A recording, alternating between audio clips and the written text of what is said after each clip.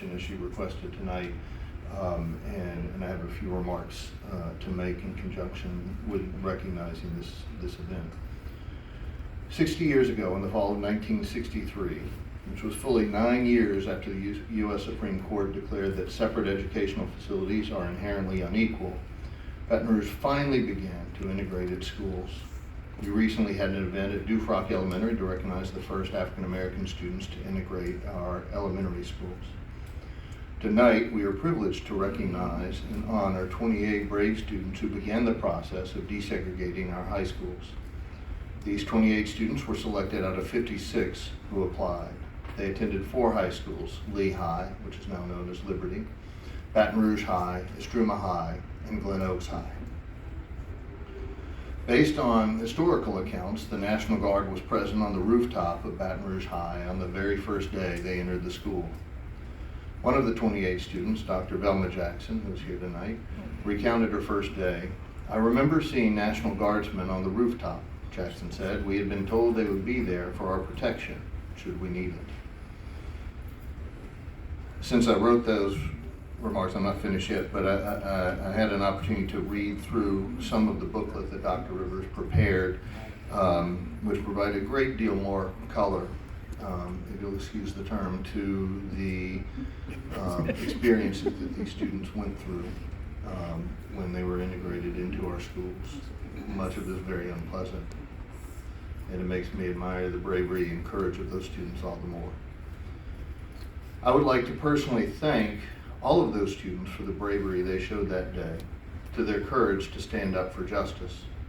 I can't imagine what that must have been like, the excitement that a day long fought for had finally arrived, but at a personal peril so great that armed soldiers were needed to guarantee their safety.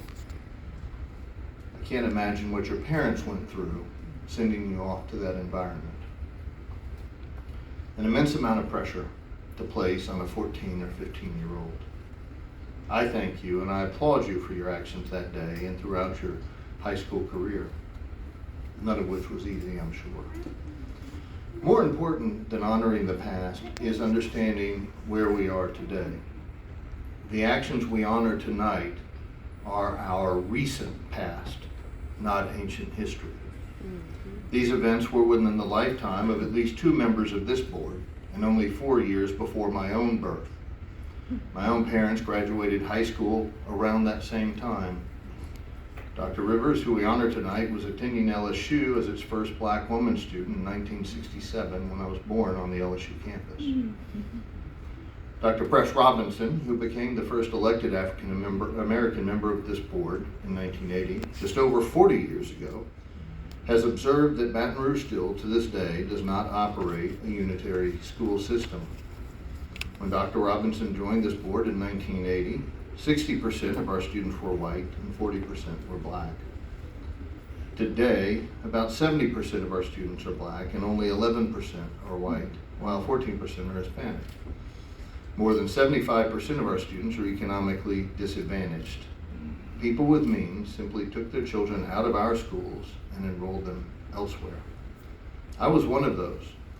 In the 1980s, my family moved to another parish. I was enrolled in a private school that did not accept black students until the year 2000, 24 years ago, when the school acquiesced to adopting a non-discrimination policy simply so that its students could be eligible for top scholarships. Attending this discriminatory, bigoted high school caused me to spend a great deal of my time thinking about racial relationships when I started college in 1985. I recently cleaned my old papers from my mother's attic. I found something I wrote in 1989 when I was thinking about running for student body president. I did not at the time. There was thought that there would be a court-ordered desegregation of higher education in Louisiana. I wrote in notes for a speech, "Soon the state will be under a court order to desegregate its higher education system. Desegregation is a necessary thing, a good thing, but desegregation is not the same as integration. They aren't the same thing. Integration is our goal. Desegregation is a tool to achieve that goal." In the Baton Rouge school system, the tool of desegregation did not achieve the goal of integration. As Dr. Robinson noted in an interview in 2013, fundamental change will only come when all the people of Baton Rouge recognize that we're all in the same boat and must work together to keep it afloat. As I wrote in 1989, integration is a matter of attitudes. It can only be accomplished by changing our attitudes. This is something that no law, no court order can ever do. We have made progress.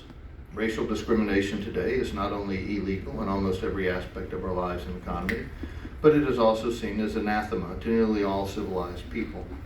But despite our progress, we must recognize that we continue to suffer from the generational legacies of centuries of slavery and the many decades of legal segregation imposed when slavery was finally ended. The fierce resistance of so many in the Baton Rouge community to desegregation in the 1970s and 1980s continues to echo into the present. Because of this, we have a great deal of work ahead of us to achieve the goal of true integration and true equality of opportunity. No massive violence erupted in Baton Rouge in the fall of 1963 when these brave students stood up for justice. But violence occurs regularly in our schools today. In 1963, we had armed National Guardsmen protecting these 28 students from the community. Today, we have armed sheriff's deputies protecting our students from each other. The 28 students we honor tonight, students we educated 60 years ago, have proven to be among the best Baton Rouge has ever produced. The courage and leadership they displayed in 1963 and throughout their high school career, and the education they were provided by the Baton Rouge school system has led them to successful careers and lives. By my brief research, many have earned PhDs and other advanced degrees. They are successful dentists, pharmacists, educators, authors, civic leaders, and parents. But while we continue to produce many exceptional graduates, today we fail many others. Some 40%, almost, of our students are unable to read at grade level. While we have many great schools in Baton Rouge, we also have many which are failing to teach our children to read, write, and do math. Our schools admitted black students, but then failed to actually educate far too many of those students. Every child is entitled to and deserves a high-quality education. We as a community have the means to provide this education to every one of our children, regardless of their circumstances or background. We have thus far lacked the will and the singularness of purpose to provide it. Tonight, I challenge my colleagues and every single person who serves in the East Baton Rouge public school system to honor the courage and sacrifices that our students made in 1963 by rededicating ourselves to the cause of providing the highest quality education for each and every child entrusted to our care. Now, everyone, please join me in applauding these courageous alumni of our